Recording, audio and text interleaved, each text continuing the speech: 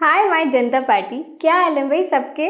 सभी लोगों को नमस्कार, सत श्री अकाल और मेरी सारी ढेर सारी शुभकामनाएं। मैं हूं मिताली और आप सबका वेलकम करती हूं टू evidyarthi.in। और इसी ग्रेट वेलकम के साथ हम लोग स्टार्ट करने वाले हैं मेरा तो favourite chapter which is chapter number 8, introduction to chemistry. And I really hope कि आपको जितना प्यार मुझे इस चैप्टर से है ना, उतना ही मैं आपको ट्रांसफर कर सकूं। तो चलिए शुरुआत करते हैं अपने सबसे पहले एग्जाम्पल के साथ, which is example number 2। Page number आपको दिख रहा है।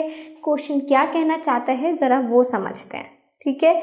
हमारा क्वेश्चन हमें कहता है कि angle B and angle Q are acute angles. Acute angles का मतलब है कि दोनों ही एंगल किससे कम है, 90 डिग्री से छोटे हैं, ठीक है। Such that sine of B is equals to sine of Q. यानी कि हमें गिवन क्या है, हमें अपने क्वेश्चन में गिवन ये बात है कि अगर मैं इस ट्राइंगल का, ये जो मुझे राइट एंगल ट्राइंगल दे रखा है सबसे पहला, इसका साइन अगर मैं निकालती हूं तो sine of B is equals to sine of Q, ये हमें गिवन है। So you need to prove that. अब हमें प्रूफ क्या करना है ये भी देख लेते हैं, है ना। हमें प्रूव ये करना है कि आपका एंगल बी एंगल क्यू के बराबर है, बस। अब आपको यहाँ पे थोड़ा सा आइडिया मुझे लगता है कि हो गया होगा कि इससे पहले जो हमने चैप्टर किया है विच इज चैप्टर नंबर 7, सिमिलैरिटी, यानी कि ट्राइंगल्स पढ़ा है बट उसमें हमने सिमिलैरिटी को देखा। तो एक ना एक तरीका इसको इक्वल दिखाने का सिमिलैरिटी है। क्यों है? क्योंकि दोनों डिफरेंट ट्राइंगल्स हैं, है ना। हमें उसका रेशियो दे रखा है, साइन का रेशियो दे रखा है, बट किस तरीके से मैं इस एंगल को दूसरे एंगल के, मतलब दूसरे ट्राइंगल के एक एंगल के इक्वल दिखा सकती हूँ। That means we need to use similarity. अब बात ये आती है कि सिमिलैरिटी को यूज कैसे करोगे भैया, वो मैं बताने वाली हूँ। अब देखिए क्या कर सकते हैं हम इसमें। सिंपल है, हमें क्या गिवन है, हमें पता है कि साइन बी क्या होता है। साइन बी साइन क्यू के इक्वल है, गिवन है। साइन बी निकाले, साइन बी होता है परपेंडिकुलर अपॉन हाइपोटेन्यूज, ठीक है। हमारा परपेंडिकुलर हो गया AC और हाइपोटेनस कितनी हो गई है आपकी AB। इसी तरीके से आप क्या कर सकते हो, साइन क्यू का रेशियो लिख सकते हो। तो साइन क्यू का रेशियो क्या हो जाएगा, PR अपॉन PQ, राइट। यहाँ तक हमें क्लियर है। अब हमें क्या पता है, हमें ये पता है कि अकॉर्डिंग टू आवर क्वेश्चन ये दोनों रेशियो आपके क्या होंगे, बराबर होंगे। क्यों मैंने ये बोला, because it is given to us कि साइन बी साइन क्यू के इक्वल है। अगर वो इक्वल है यानी कि उसके रिस्पेक्टिव रेशियोज इक्वल होंगे। चलिए लिख देते हैं। तो हमने इसके रिस्पेक्टिव रेशियोज लिख दिया। बट अब सोचने वाली बात ये है कि अगर मुझे दोनों ट्राइंगल्स को सिमिलर दिखाना है तो कॉरेस्पॉन्डिंग रेशियोज क्या होने चाहिए, AC अपॉन PR। बिल्कुल, एक साइड अगर मैं इस ट्राइंगल की लेती हूँ तो दूसरी साइड मुझे दूसरे ट्राइंगल की लेनी है। तो हम यहाँ पे क्या कर सकते हैं, हम यहाँ पर सिंपली क्रॉस मल्टीप्लाई करेंगे, ठीक है। मैंने यहाँ पे क्या करा, हमने इसको AC upon AB, sorry AB तो लेना ही नहीं है अपने ने, है ना। तो हम लोगों को क्या करना है, PR is equals to AB upon PQ। तो हमें आपको समझ आया हमने क्या किया है, सिंपली क्रॉस मल्टीप्लाई कर दिया। लेट फॉर एग्जाम्पल हम इसको K ले लें, ठीक है। लेट्स से हम इसको K ले लेते हैं। पता है इसका रीजन क्या है, इसका रीजन ये है कि आप उस ट्राइंगल के दो रेशियोज को इक्वल दिखा चुके हो। अगर आप दो रेशियोज को इक्वल दिखा चुके हो मैं ऐसा क्या करूं कि मैं थर्ड रेशियो को भी इक्वल दिखाऊं। That's the procedure. ओके, हमने यहाँ पे क्या किया, दो रेशियोज को K के बराबर लिया। अब बात आती है कि चलिए हम फाइंड करते हैं अपना थर्ड रेशियो। थर्ड रेशियो क्या है, BC फाइंड करें सबसे पहले। चलिए, तो अब अगर मुझे BC फाइंड करना है तो BC क्या होगा, BC के लिए मैं पाइथागोरस थ्योरम लगा सकती हूँ। बिल्कुल लगा सकते हैं। क्यों? क्योंकि एक राइट ट्राइंगल है, राइट एंगल ट्राइंगल है, तो पाइथागोरस कैसे निकलेगा, AB का स्क्वायर माइनस AC का स्क्वायर, है ना। अब यहाँ पर लगाते हैं AB का स्क्वायर माइनस AC का स्क्वायर। अब आप देखो आगे क्या हो सकता है। अच्छा, इसको एक काम करते हैं, इसको ना यहीं कहीं छोड़ देते हैं, हमें नहीं चाहिए अभी, ठीक है। अभी हम इसके साथ साथ क्या निकालना चाहते हैं, जैसे हमने BC निकाला वैसे ही हम RQ निकाले। चलो अच्छा, QR निकालते हैं। तो क्यू आर कैसे निकलेगा भाई, वो भी तो एक राइट एंगल ट्राइंगल है ना, तो उसका भी पाइथागोरस लगा देते हैं। अगर आप चाहते हो तो आप नीचे आगे लिख सकते हो यूजिंग पाइथागोरस थ्योरम, तो मैं इसे लिख देती हूँ यहाँ पर यूजिंग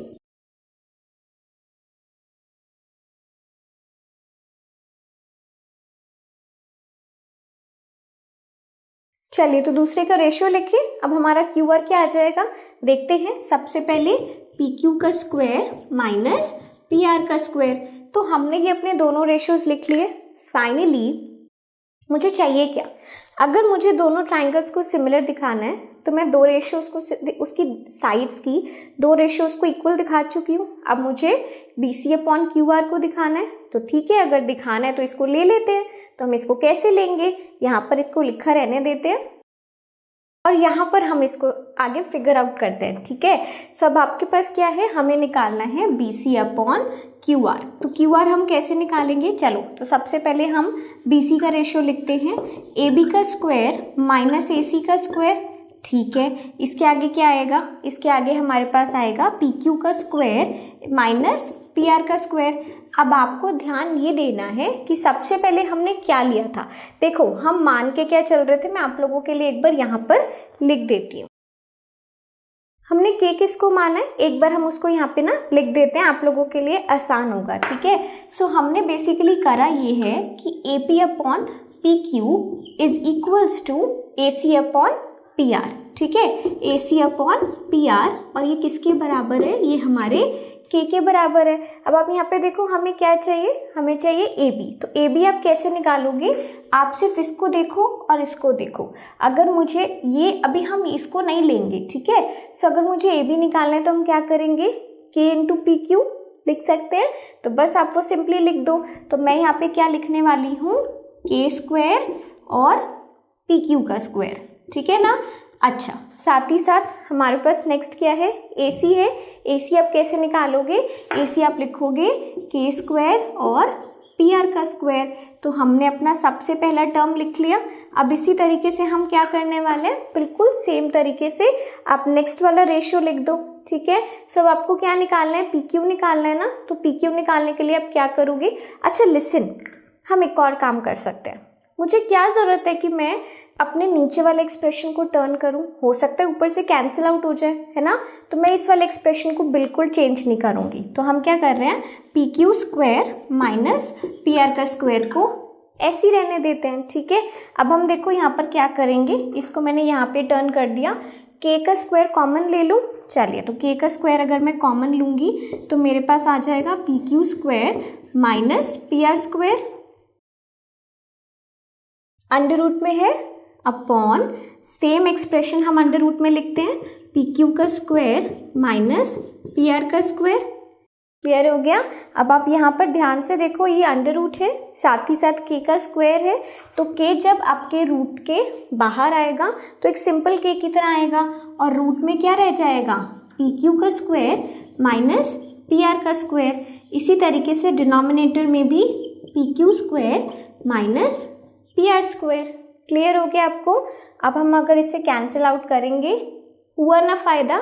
इसलिए ध्यान से हमेशा करना है कि हमें किसकी जगह पे सब्स्टिट्यूशन चाहिए। क्या हमें सबको चेंज करना जरूरी है, या फिर सिर्फ एक साइड का टर्म चेंज करके भी काम चल सकता है। तो के के बराबर आ गया, यानी कि मेरा B C upon Q R किसके इक्वल है, के इक्वल है।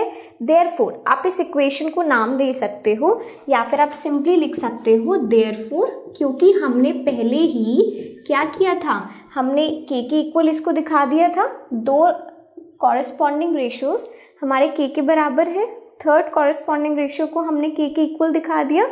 देयरफॉर आप क्या बोलोगे, A B by P Q, ठीक है। सारे कॉरेस्पॉन्डिंग रेशियोज आप लिख दो, A C by P R, ठीक है ना, is equals to B C upon Q R. तो आप यहाँ पर क्या कह सकते हो, हम ये कह सकते हैं बाय ट्रिपल एस, यानी कि साइड साइड साइड क्राइटेरिया, दोनों ट्राइंगल्स सिमिलर हैं। तो लिख दें उसको,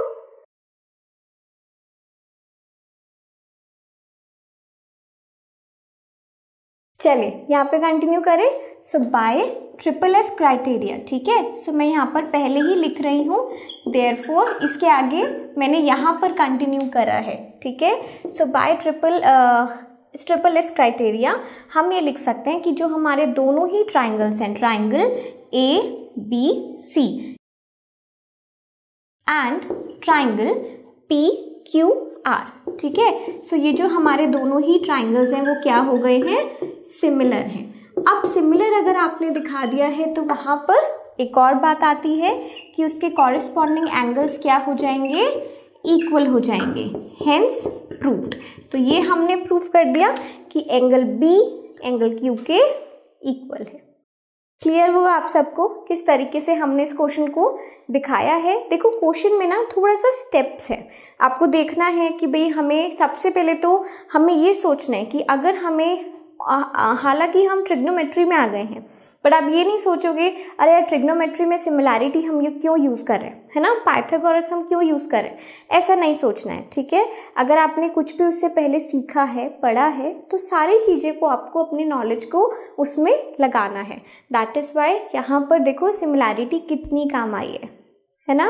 तो चलिए मिलते हैं नेक्स्ट एग्जाम्पल के साथ। आई होप ये एग्जाम्पल आपको अच्छे से समझ आया हो। मैं सभी से मिलती हूँ नेक्स्ट एग्जाम्पल में, नेक्स्ट बढ़िया से क्वेश्चन में। तब तक के लिए everyone take care, keep learning, keep studying, bye bye.